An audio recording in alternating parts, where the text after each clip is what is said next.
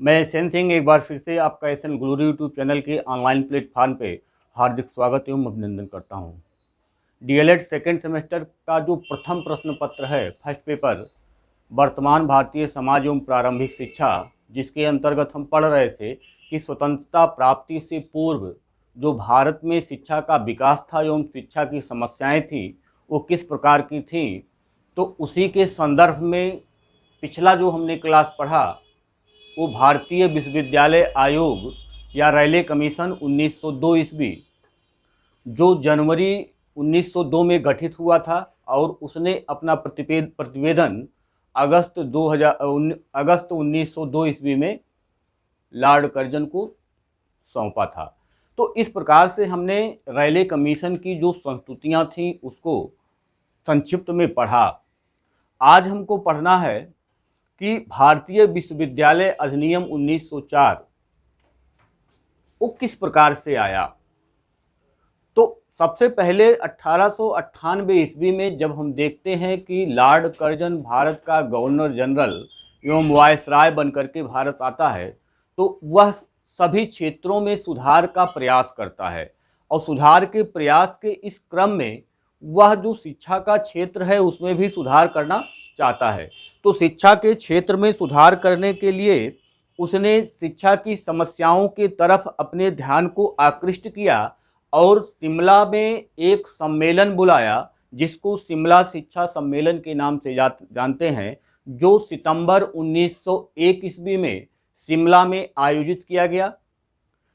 15 दिन तक उस सम्मेलन में केवल शिक्षा की समस्याओं और उसमें सुधार को लेकर के चर्चा हुई, जिसकी अध्यक्षता स्वयं लॉर्ड कर्जन ने किया था।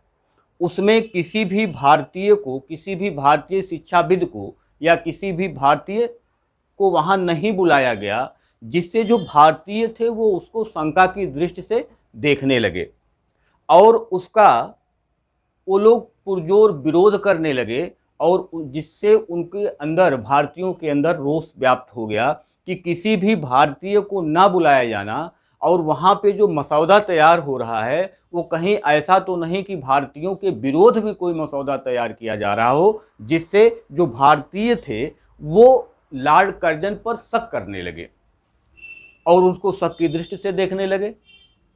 तो 15 दिन तक चर्चा करने के बाद लॉर्ड कर्जन ने, यहाँ तक आपको यह भी बताया गया है कि जो 15 दिन तक कार्रवाई हुई, जो प्रस्ताव पास हुए, 150 प्रस्ताव पास हुए शिमला सम्मेलन में, लेकिन किसी भी प्रकार की किसी कार्रवाई का, किसी भी अधिनियम मसौदे का कोई भी जो प्रकाशन नहीं किया गया, वह मीडिया में कहीं नहीं आया। जो भी उस समय मीडिया रही हो, उस समय उस मीडिया में कुछ आया नहीं। तो उससे भी जो भारतीय थे वो सशंकित थे, भय था, उनके अंदर रोष व्याप्त था और वो लॉर्ड कर्जन को शंका की दृष्टि से देखने लगे।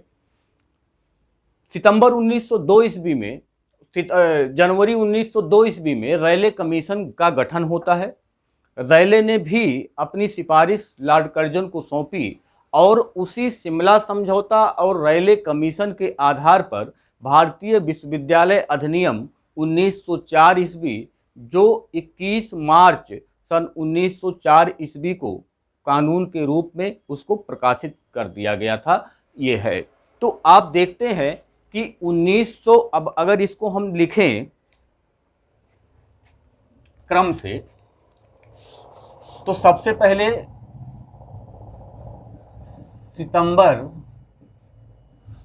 1901 में क्या होता है, शिमला शिक्षा सम्मेलन होता है। इस सम्मेलन में कुल 150 प्रस्ताव पास होते हैं, लेकिन इसी के बाद रैले कमीशन की नियुक्ति की जाती है, रैले कमीशन का गठन किया जाता है और रैले कमीशन की संस्तुतियों के आधार पर और शिमला सम्मेलन में जो चर्चा हुई थी उसके आधार पे भारतीय विश्वविद्यालय अधिनियम, भारतीय विश्वविद्यालय, भारतीय विश्वविद्यालय अधिनियम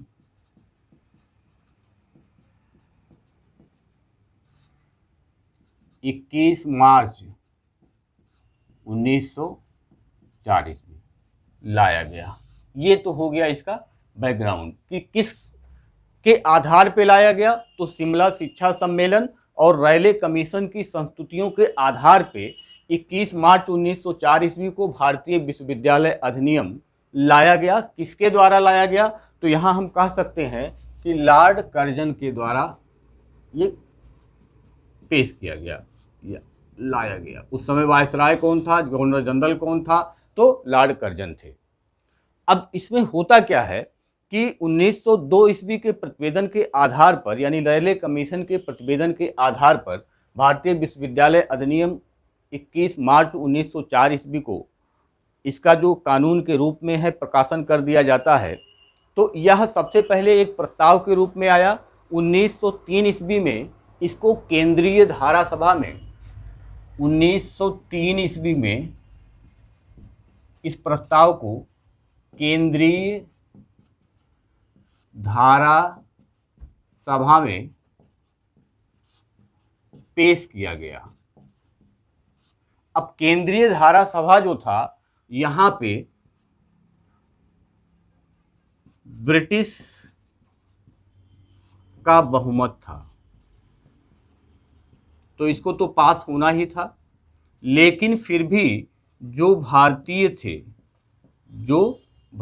थे और प्लस गोपाल कृष्ण गोखले ने पुरजोर विरोध किया। लेकिन फिर भी यह क्या हो गया? प्रस्ताव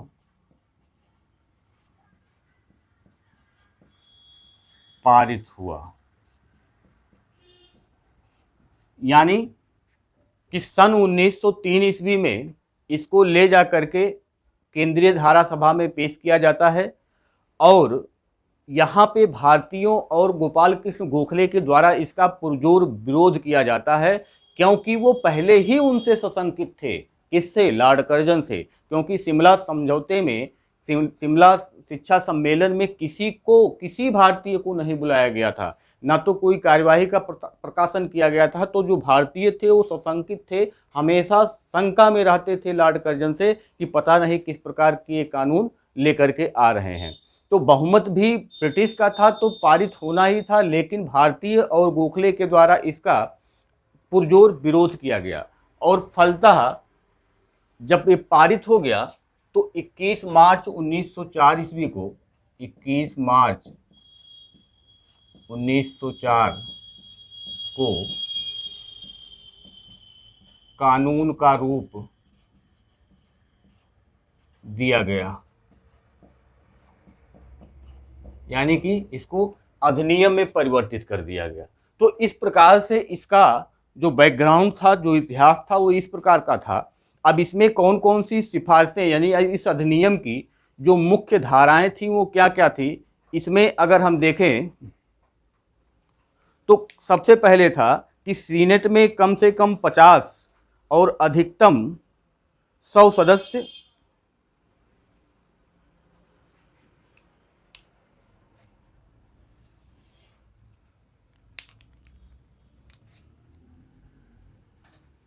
सीनेट में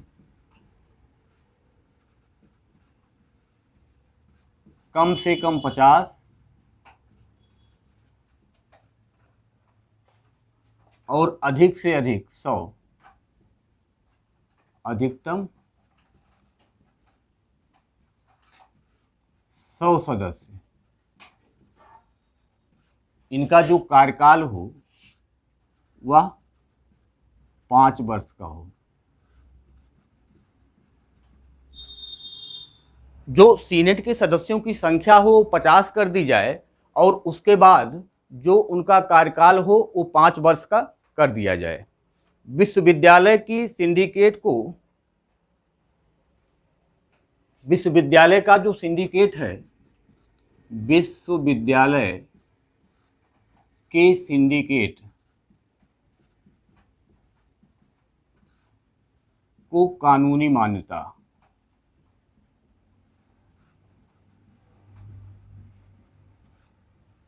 और साथ में प्राध्यापकों को उचित प्रतिनिधित्व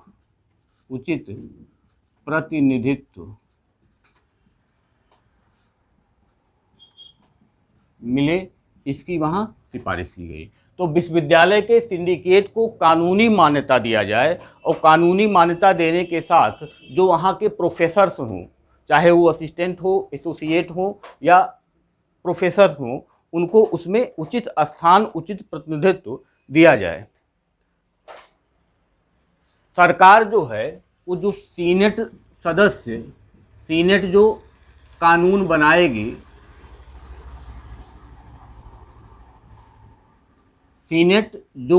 बनाएगी, इसको सरकार जो है परिवर्तित कर सकती है, ये उस अधिनियम में लिखा गया। यानी कि जो वहाँ पे कार्यकारिणी के द्वारा, सीनेट के द्वारा कोई अगर कानून बनाया जाएगा और सरकार को लगेगा कि इस कानून अच्छा नहीं है, तो वहाँ क्या होगा, उस कानून में सरकार परिवर्तन कर सकती है। कलकत्ता, बम्बई, मद्रास में 20-20 और पंजाब, इलाहाबाद में 15-15 फेलो की व्यवस्था। कलकत्ता, मद्रास में 20-20 और पंजाब और इलाहाबाद 15-15 फेलो की व्यवस्था इसमें दिया गया। और उसके बाद किसी भी विश्वविद्यालय की जो सीमा है उसको निश्चित करने का अधिकार गवर्नर जनरल को दिया गया। विश्वविद्यालय सीमा निर्धारण का अधिकार किसके पास होगा, गवर्नर जनरल के पास। और लास्ट में इसमें कहा गया कि शोध के लिए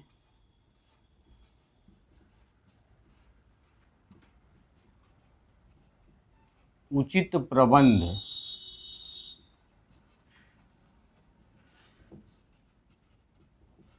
किया जाए। तो इस प्रकार से हम देखते हैं कि जो भारतीय विश्वविद्यालय अधिनियम 1904 जो 21 मार्च 1904 ईस्वी को कानूनी मान्यता इसको दिया गया, प्रकाशन कानून के रूप में किया गया, उसमें जो मुख्य धाराएं थी, वो पहली धारा ये थी कि सीनेट में कम से कम 50 और अधिकतम 100 सदस्य हों, उनका कार्यकाल 5 वर्ष का हो, विश्वविद्यालय के जो सिंडिकेट हों अगर वो कानूनी मान्यता उनको प्रदान की जाए, और वहाँ के जो प्राध्यापक हैं उनको उचित प्रतिनिधित्व मिले, उनको उचित स्थान मिले। उसके बाद सीनेट अगर कोई कानून बनाता है तो अगर सरकार को लगता है कि सीनेट ने जो कानून बनाया है वो अच्छा नहीं है, तो उसमें गवर्नर जनरल जो है वो फेरबदल कर सकता है। कलकत्ता, मद्रास में 20-20, इलाहाबाद और पंजाब में 15-15 फेलों की व्यवस्था की गई। विश्वविद्यालय सीमा का निर्धारण गवर्नर जनरल को दिया गया और कहा गया कि शोध कार्य का उचित प्रतिनिधित्व यहाँ मिले। तो ये आपने देखा कि भारतीय विश्वविद्यालय आयोग 1904 ईस्वी में कौन कौन से प्रावधान किए गए थे और किस प्रकार से उसकी कार्यवाही का प्रकाशन किया गया। इसके बाद लॉर्ड कर्जन की शिक्षा नीति आएगी, उसको भी हम संक्षिप्त में पढ़ेंगे, क्योंकि अब हमको जल्दी से जो स्वतंत्रता प्राप्ति के बाद शिक्षा का विकास हुआ है उसकी तरफ बढ़ना है। तो अब हम इसको शार्ट करेंगे थोड़ा थोड़ा, और एक दिन में 2-2, 3-3 आयोग या कमीशन जो भी होगा उसको हम केवल आपसे जो बीटीसी में जो पूछा जाता है, केवल अगर पूछा जाएगा तो ये पूछा जाएगा कि भारतीय विश्वविद्यालय अधिनियम कब आया, तो आप लिखेंगे 21 मार्च 1904 ईस्वी में। उस समय गवर्नर जनरल कौन था, तो लॉर्ड कर्जन थे। तो इस प्रकार से इसमें केवल किसके सिफारिश पर आया, तो जो किसके सुझावों के तहत आया, तो रेलवे कमीशन या भारतीय विश्वविद्यालय आयोग के। तो आपको केवल वही जो प्रस्तावना इसका है वही आपको याद होना चाहिए, इससे ज़्यादा इसमें कुछ नहीं याद होना चाहिए। जो इधर है इससे बहुत ज़्यादा आपको मतलब नहीं है, मतलब यहाँ है आपको कि शिमला समझौता कब हुआ, रेलवे कमीशन कब गठन हुआ, कब उसने अपना प्रतिवेदन दिया, भारतीय विश्वविद्यालय अधिनियम कब आया, उस समय गवर्नर जनरल कौन थे। तो इस टाइप के क्वेश्चन ही इसमें पूछे जाते हैं। भारतीय विश्वविद्यालय अधिनियम को कानूनी मान्यता कब दी गई, भारतीय विश्वविद्यालय अधिनियम का प्रस्ताव केंद्रीय सभा में कब पेश किया गया, इस टाइप के क्वेश्चन ही पूछे जाते हैं। तो आप इसको अपने शॉर्ट नोट में बनाते हुए आप लिखते हुए चलिए। आज के लिए इतना ही, धन्यवाद, नमस्कार।